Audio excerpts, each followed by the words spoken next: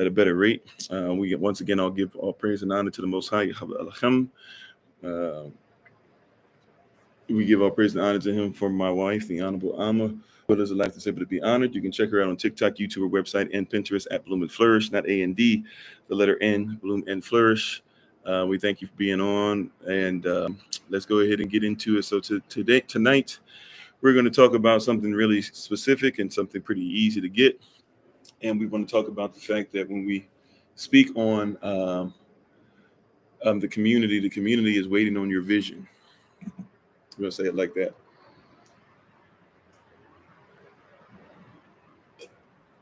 The community is waiting on your vision.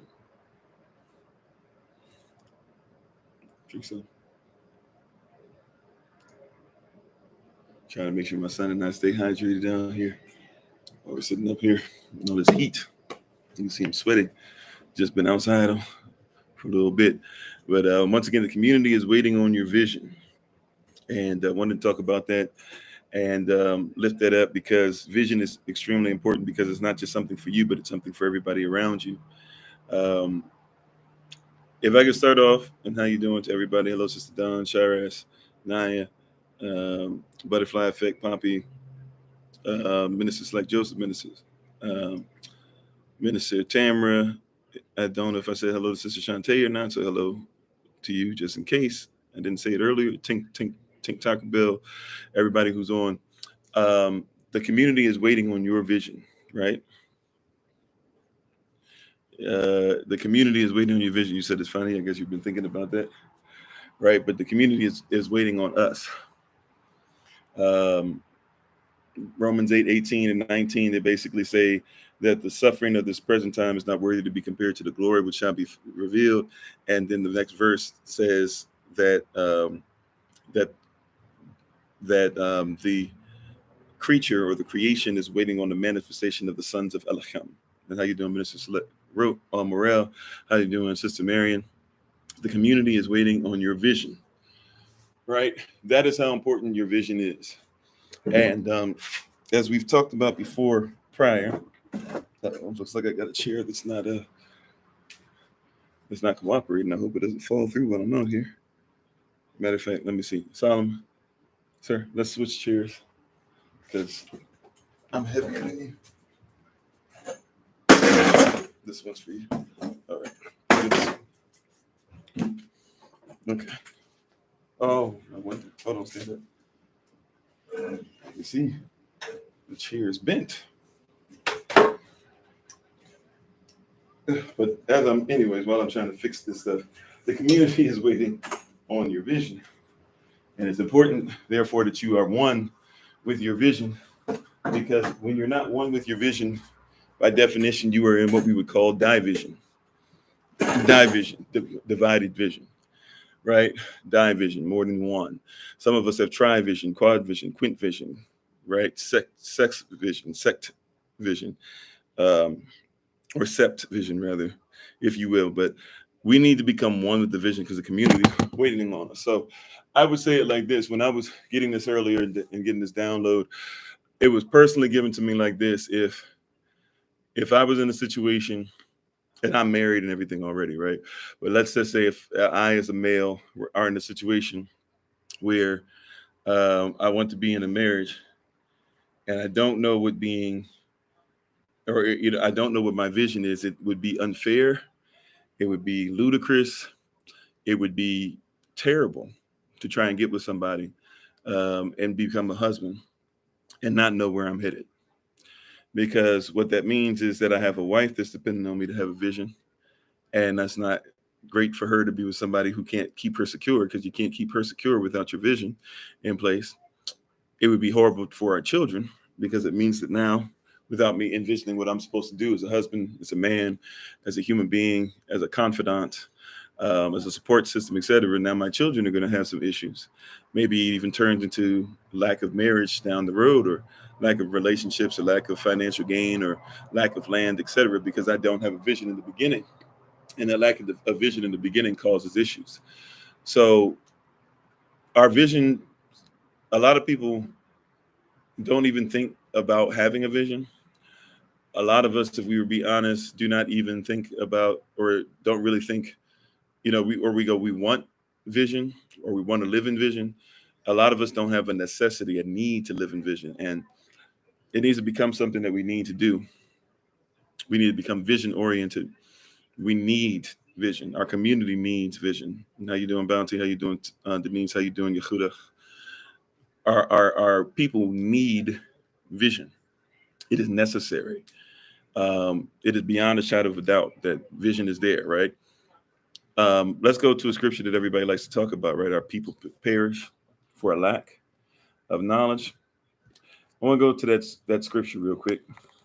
Or well, there's a couple of scriptures that are similar to that, but I want to go to a particular scripture, and I want to read it and make sure that we get the context of it, because we often say the scripture, but we're not aware of how much we really need this. Not should want this, but need this. Now, what we do, this is Hosea chapter 4, verse 6. And most of us just kind of read it, say it, and just go use it to shake our head at people and go, see, that's why people aren't doing what they're supposed to do, whatever. All right, but it goes like this. It says, my people, and this is Yahweh speaking, right? So this is Yashlel he's speaking about. This is those of us that are in the kingdom. It says, my people are destroyed for a lack of knowledge. That word knowledge there can easily be translated into intimacy. So we're not intimate, right, with what we're supposed to be, with the vision, with what the goal is, etc. So we are destroyed for lack of intimacy because, now here's the key, because we have rejected knowledge or we have rejected intimacy, right? So because we have rejected knowledge, we will also be rejected by the Most High. How you doing, Sister Tracy? That is crucial, right? And it says that thou shalt be no priest to see me, seeing thou hast forgotten what? The law of Elohim, I will also forget your children. How you doing, Sister Deborah? Now, we have a lot of people that say, it seems like we're forgotten. It seems like we're always going through. Why are we always dealing with issues? Why are we always dealing with these things? Well, it's not, a lot of it goes to the intimacy, to the knowledge. What is your vision? What are you supposed to get done today? Right? And if you start at verse 1 of chapter 4, you'll actually start where it says that we need to hear the word of Yahweh, we who are the children of Yashlel. Right? And it says, for Yahweh hath a controversy with the inhabitants of the land, because there is no truth, no mercy, nor knowledge of Elohim in the land. So even if we get this land together, and we will, there's a controversy that's been going on with the inhabitants of the land, right? Verse 2 says, here's the controversy. By swearing and lying and killing and stealing and committing adultery, we broke out, and blood touches blood. Therefore, the land mourns, and everyone that dwelleth therein languished, with the beasts of the field and the fowls of heaven. Right? That's the raquer, right? The fishes of the sea also were taken away. It was because of what? Because there was a controversy going on with the inhabitants. Verse 4, yet let no man strive nor reprove another, for thy people are as they that strive with the priest. So there was an order, there was a structure. But we decided to do what? We decided to start swearing by different things and lying to ourselves and lying to the Most High. And it says, and we broke out. It says, therefore verse 5, therefore shalt thou fall in the day, and the prophet also shall fall with thee in the night, and I will destroy thy mother. And our women are going through quite a bit. In the land, out of the land, now we're scattered, right? And so why are we being destroyed? Our people are destroyed for a lack of knowledge because we have rejected it. It says, even when we were increased, we sinned against the Most High. So he changed what should have been our glory into shame. Right? We've got to see that there's an issue going on. And we lack knowledge of self. We lack knowledge of what we're supposed to do. And so knowledge is important because knowledge affects the community. It mentions going without priest. I would suggest to you, and all these things that people keep talking about, listen to this pastor. This pastor said this. Can you believe this pastor did this? Can you believe pastor so-and-so did this? Did you believe pastor this? We have all these pastors that we put out there and all these things. I would suggest to you that these aren't pastors according to the word, because the word says that because we don't have knowledge and we don't have vision and we don't know where we're headed, it says that there shall be no priest, seeing that we forgot the law. Any priest, rabbi, pastor, elder, apostle, man of God, woman of God, right? That is out here and is not even obedient to the law. We have a problem. That can't even be obedient to the law.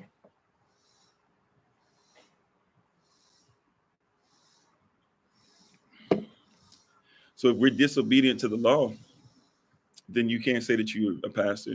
It's like I say this all the time. When you hear all these people who start telling you how they're ordained and they tell you not to follow the law, they don't even comprehend how words work. Oh, we're in Hosea chapter 4. Sorry about that. Focused on verse 6, but we read chapter 4, verses 1 through 7. We have all these people that are telling you about being focused in on the law. And they talk about they're ordained. Problem is you can't have an ordinance if you have no law, by definition.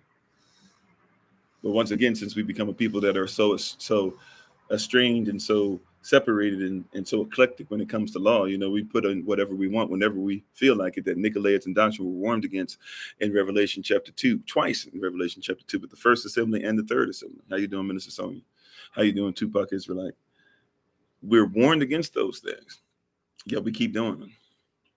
We're warned against being lawless, yet we've allowed it to become our nature. It's become natural to us to believe that law is not even necessary to follow.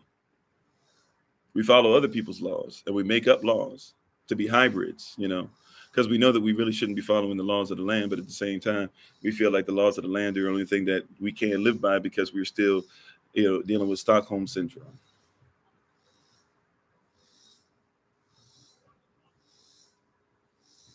We're still dealing with the law of the land, being in the land of our captivity, being captivated by things that aren't for us. The vision that you're supposed to be, the thing that's great in you that has to happen, the thing that's going to mess up all that foolishness has been in you, like when you take that turmeric, when you take that cayenne pepper, when you're taking those things that help with any kind of sinusitis, spinositis, arthritis, all that stuff, right? That stuff is designed to break up the mucus and to get it to come out in any way it can, whether it come out through eventually being broken down through urine, through coming through, your rectum, coming through your nose, coming through your ears, coming through your skin, whatever, right? Whatever you're eating is designed, whatever you're becoming intimate with through your eating habits is designed to break it up so that it comes out. And it's necessary for the body to function. I need somebody to comprehend that you, right? Hopefully all of you do, but for somebody, I need you to comprehend that you are, in fact, the mouth. You are, in fact, the thing that is digesting the food. You are the thing that's going to cause your family to do better or not. You are the last.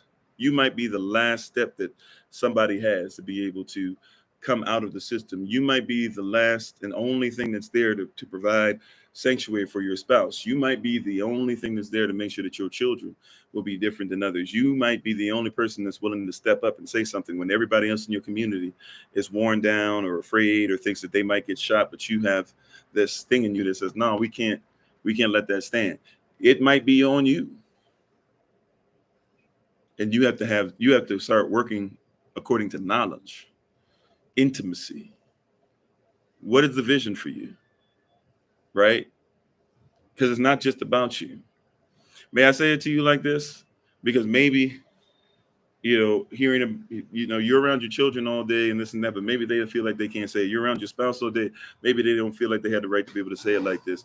Let me say it to some of you who tonight might come off as a complete stranger. If you're watching this later on the recording, this might come off as me being a complete stranger to you. I don't know. But may I say it to you like this?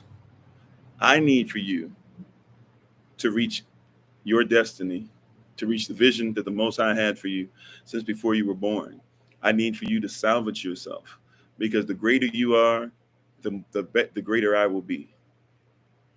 And I know a lot of people try to reverse that. I'm here to tell you, the greater you are, the greater I will be. I promise you, I'm going to do everything. Like, I'm a human being and I can only carry so much of my own. So I promise you, y'all have seen it sometimes. I will work myself till I pass out. Some of the stuff that's not getting done is just because I'm still trying to do a whole bunch of stuff, and sometimes maybe doing too much, as some of y'all remind me, right? But I would do this until the wheels fall off. Y'all know I will. I'm trying not to, right? Because I know that's not healthy.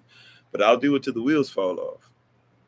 What I'm saying, though, is that I can't do it without you. And we are perishing for lack of knowledge, right? We're perishing because there's somebody out there that needs you to be intimate with your calling, and needs you to be able to use that calling in such a manner that your community becomes better. And there's somebody that's been waiting for you.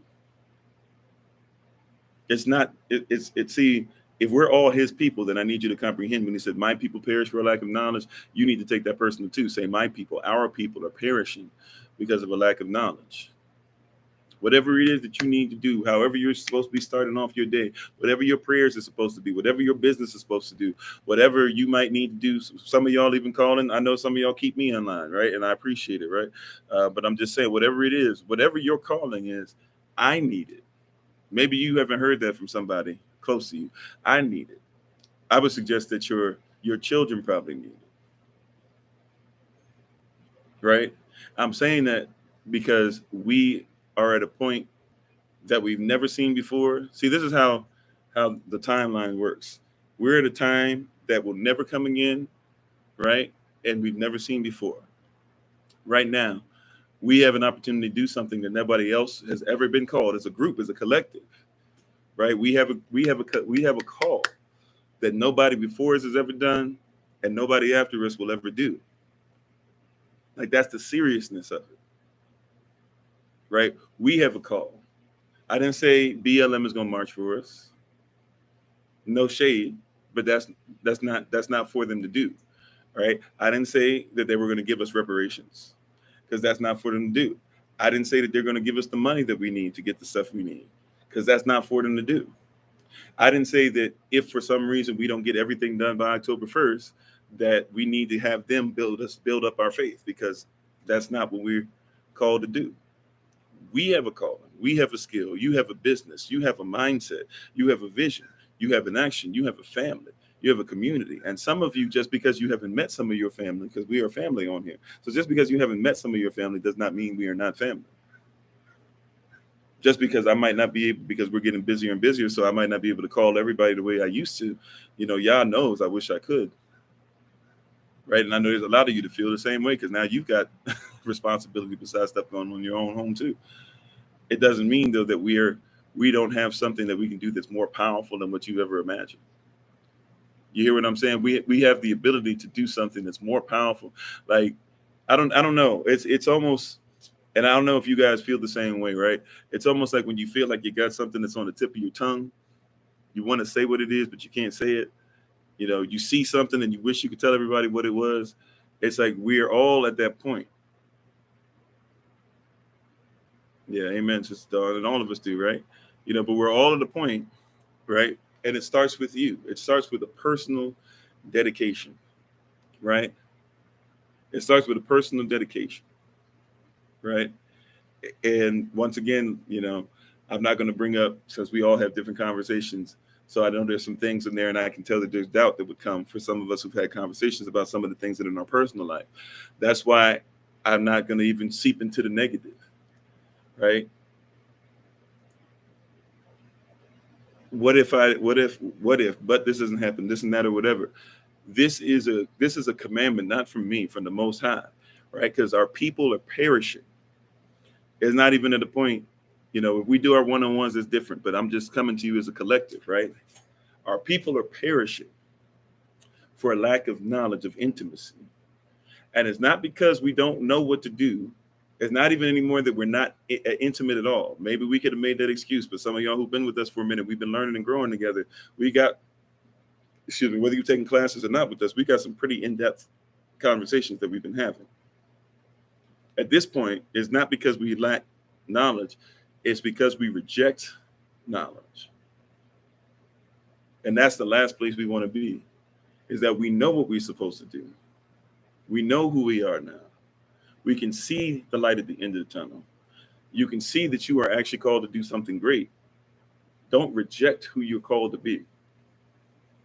Don't reject who you're called to be.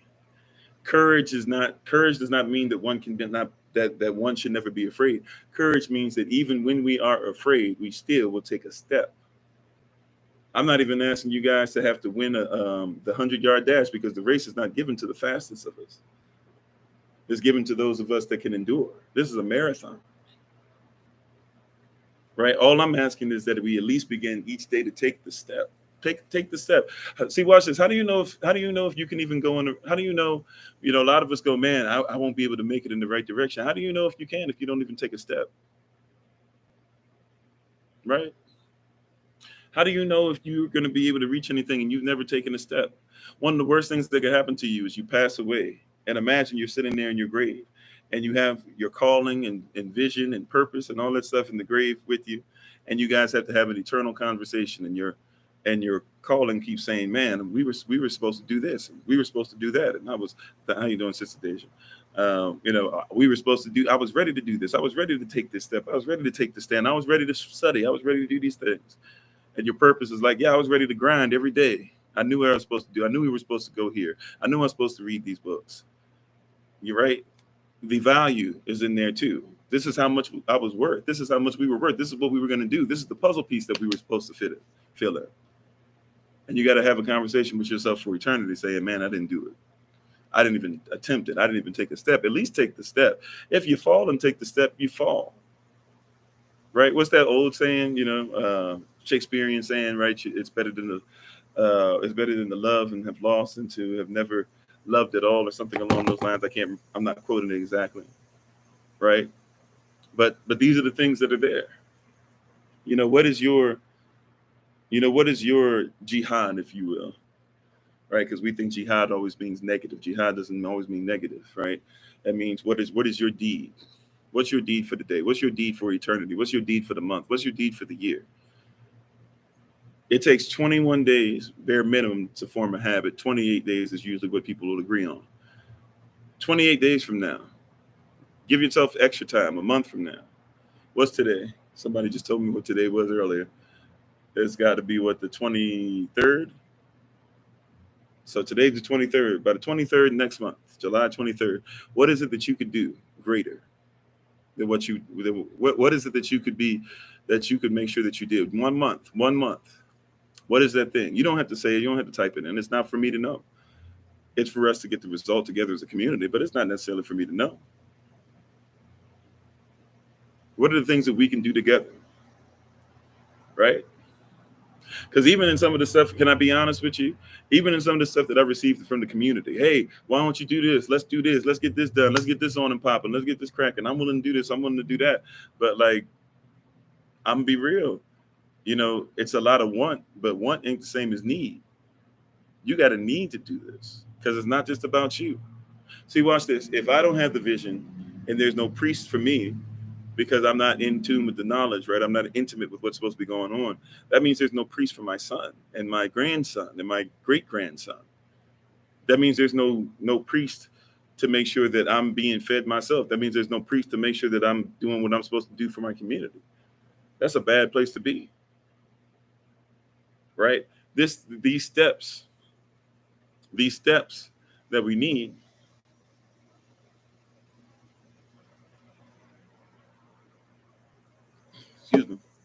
these steps that we need are steps that we need for us.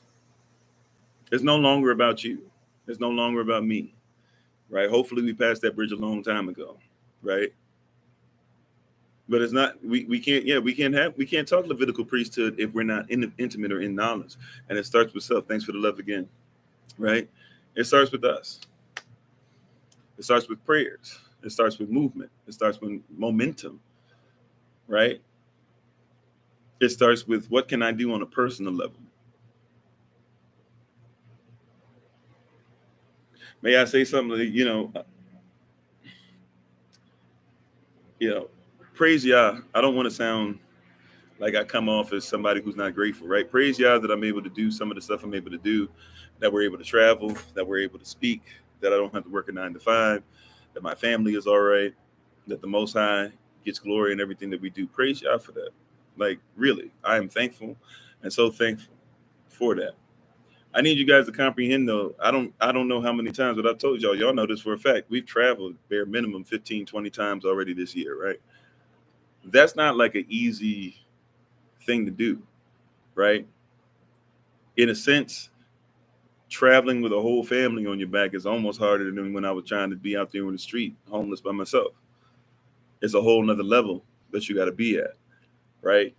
I'm trying to say that it's not as much as grateful as I am for the opportunity. It's not easy, and I get it, right? We're all doing things, and when we get to a higher level and stuff, it's not easy. You know, it's not necessarily easy. However, it's worth it. And when I found out that what's not easy doesn't mean it's not worth it, I began to say, okay, like I need to get that done then, no matter what, whether it's easy or not. We haven't been called to do the things that are easy. If it was easy, man, we just stay where we were. If it was easy, we just go ahead and keep being ignorant. If it was easy, we can go ahead and keep, tearing up our families. If it was easy, we can keep go ahead and being suppressed. If it was easy, we can keep being enslaved in a system that could care less about us. Thank you, Shires. It's not easy, but it's worth it. Hopefully I'm saying what I need to say. I believe I am. I really don't know what was supposed to be crafted tonight. I tried to craft something meticulously and it just never came out correct. So prayerfully you're getting what's there. Not every word that I speak is for everybody, but hopefully this is something that you guys can, execute on. Right? It's time.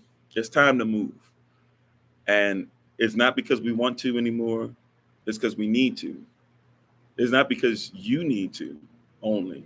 It's because your community needs to. You said, how do you separate yourself from infidelity?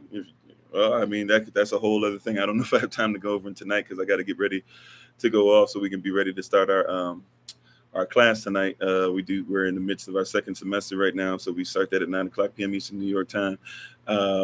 I don't know if you're saying that you're somebody who's cheated or somebody's cheated on you or whatever. When it comes to infidelity right now, the whole goal is purification. If it's mental or spiritual infidelity right now, you need to be prayed up about it. You need to be asking and seeking. And there's ways you can get in contact with us, by the way. It's on YouTube. We have our stuff in the description box if you want to try and get in contact with us. So feel free to do that. But at the end of the day, like it goes from a want to a need, right? Abraham didn't leave because he wanted to.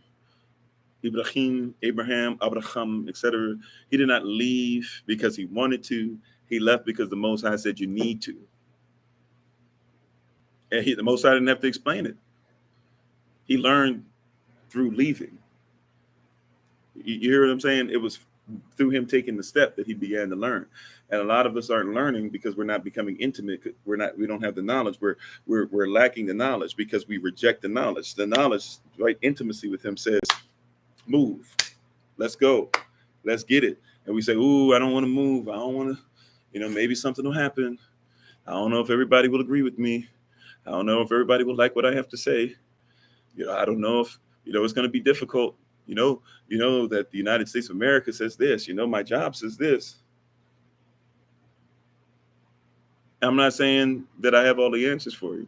I'm not even saying that the Most High is going to tell you everything that's going to happen before you do it. What I'm telling you is that, like I've said before, if he gives you a vision and he tells you to go, you better comprehend that there's provision already there. Right? It's time to move. We need to.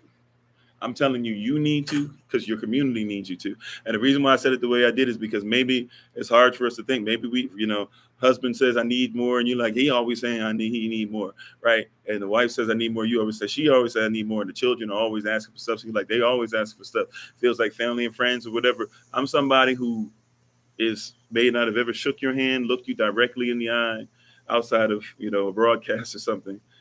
But I'm here to tell you, I need you. I need you, right? Some of you say that you need the words to come from me or whatever, and I'm diligent to provide. I'm telling you, the Most High needs you just as much to give you what you need as you look for somebody like me to give you what you need. I'm no greater than you. I just have a different piece of the puzzle. And I'm becoming very great at executing and putting my piece together with the puzzle of the other puzzle pieces. So as I'm putting those pieces together, I'm just asking you to do the same. My brother, my sister, some of you out there, my big brothers, my big sisters, my little brothers, my little sisters, my confidants, some of you, my constituents, my comrades, my friends, some of you, my spiritual parents. So some of you, maybe I provide some kind of spiritual parenthood. I don't know. I promise you that I'm going to do everything according to knowledge that I can to be what I'm supposed to be, because I need me to. My son needs me to. My wife needs me to. My household needs me to. My community needs me to. And I'm telling you that I need you as well, right? And your children need you as well. And your parents need you as well. And even watch this, because as much as we don't like to hear this or whatever, your enemies might need you too as well. Because there might come a time, just like Paul, right, where your enemy might become one of the greatest orators and authors to ever exist. He or she, they might be in the world right now, waiting for you to manifest so that they can become the next generation to do something that you've never seen before and that you didn't think was possible. And even these things that we don't think are possible, we know that through our Abba, that all things are possible. So thank you for listening in. Thank you for tuning in. We appreciate you. Please pray about this. If you need to fast, if you need to think about it, etc., do so together. Do so apart. Do so in your personal time. Get yourselves together. You can see I've been out here all day trying to get my health and stuff back in order. Slowly but surely, trying not to push myself too much. It's the first time I've been able to do this much in quite some time. So I'll probably have to take it easy for the next couple of days physically, but I'm thankful and grateful for the opportunities that the Most High is like showing us and helping us to become greater. And we thank you guys. We appreciate you. Well, this is on YouTube now. I haven't been doing my best job of making sure I've been putting stuff on YouTube. So I'm going back to trying to put them both on simultaneously as much as I can. But we thank you all. We appreciate you. Thanks for coming out again. We want you to hear this word and be doers of it as well. Please check out my wife, the Honorable Amma, who lives a life that's able to be honored. You can check her out on TikTok, YouTube, or website, and Pinterest at Bloom and Flourish. Not A-N-D, the letter N, Bloom and Flourish. She's a healer, herbalist, chemist, and biologist by degree. And we're thankful and grateful for everything that she does. And thank you so much. We appreciate you, and we honor you. We look forward to talking to you guys soon. Those who have class, I'll see you pretty soon. And thank you so much, everybody, once again. So as always, it's Pastor Kofi, Pastor Servant to Christ, where we are always changing lives one mind at a time by being a voice of the voiceless and speaking the unspoken.